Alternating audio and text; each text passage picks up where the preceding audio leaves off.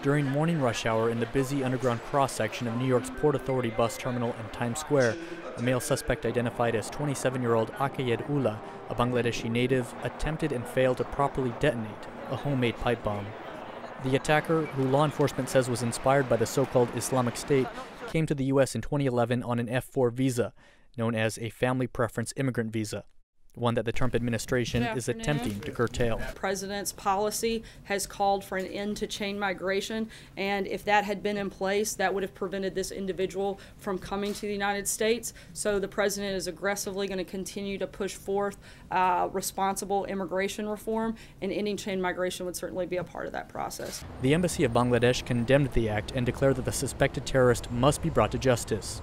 Outside his apartment in Brooklyn, a bomb squad and scores of media inundated an otherwise quiet, diverse residential neighborhood.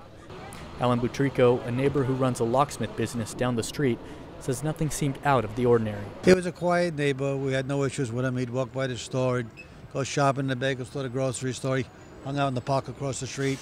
And I thought he was just a shy kid. He never really spoke to anybody. The suspect was being treated for burns in Manhattan's Bellevue Hospital.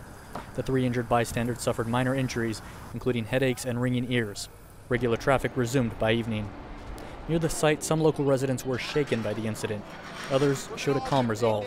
The fear is always present with us, those of us that live in New York. Any sound that is not normal, your body shudders, and you look around to see whether you need to get down or not. I don't know. I'm not scared. They're on top of the game. Yeah, they are on top of the game. Because after 9/11, none of them really succeed. Monday's attack was the second terror-related incident in New York City in less than 2 months, and the first suspected bomb to detonate in the New York subway in 23 years.